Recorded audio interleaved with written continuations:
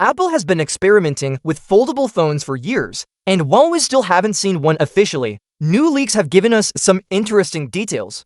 The most surprising news is that Apple's first foldable iPhone might bring back a feature many fans have missed, Touch ID, but it won't be the modern in-display fingerprint scanner that many Android phones use. Instead, Apple seems to be going with a more traditional approach. For a long time, people have asked Apple why it removed Touch ID from iPhones and replaced it with Face ID. Apple never really explained why, but the company stuck to its decision. Now, according to reliable reports, the foldable iPhone will reintroduce Touch ID through a side-mounted power button with a built-in fingerprint scanner. That means instead of scanning your finger on the display itself, you'll unlock the phone by pressing the button on the side. This information comes from a well-known analyst who has been accurate in the past. While there were earlier rumors suggesting Apple might add an in-display fingerprint scanner, it now seems that won't happen.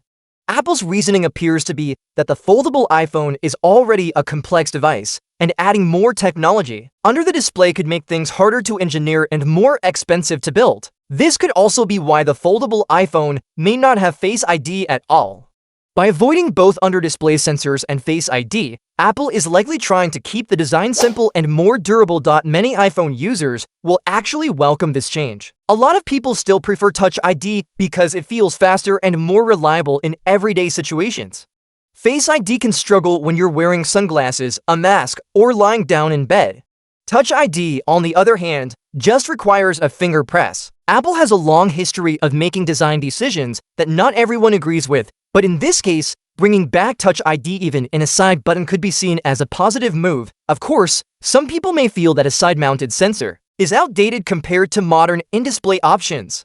But for many, the convenience of having Touch ID again will outweigh the fact that it's not the newest version of the technology. The bigger question is whether Apple's foldable iPhone will be able to compete with rivals, especially Samsung's Galaxy Z Fold series. The Galaxy Z Fold 7, for example, already has a more advanced display than what Apple is rumored to use. Reports suggest that Apple is focusing on creating the most advanced hinge in the industry, aiming for a foldable screen with little or no crease. However, leaks suggest that Apple might not completely eliminate the crease after all. This means that by the time Apple finally launches its foldable iPhone, which is expected around 2026, it may already feel like it's behind Samsung. Samsung will likely have its Galaxy Z Fold 8 on the market by then, and it could push foldable technology even further ahead. On paper, Apple's foldable might not match the specs of Samsung's devices, but here's the thing, Apple doesn't always need the best specs to succeed. History has shown us that Apple's marketing, brand loyalty, and ecosystem can make even late entries incredibly successful.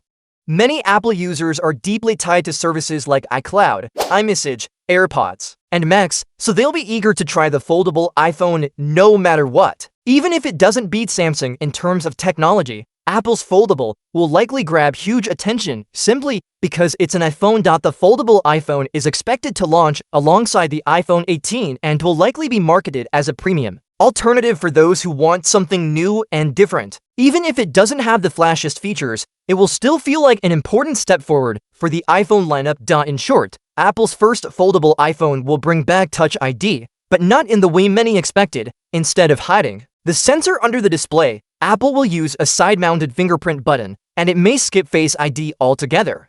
The phone will focus more on durability and hinge design than cutting-edge display features. That could make it feel behind Samsung in some areas, but Apple's loyal fan base and strong marketing will almost guarantee strong sales. The return of Touch ID, even in this older form, shows that Apple sometimes listens to what fans want. And while the foldable iPhone may not be perfect, it will still be one of the most exciting launches in Apple's history, marking a bold new chapter for the iPhone family.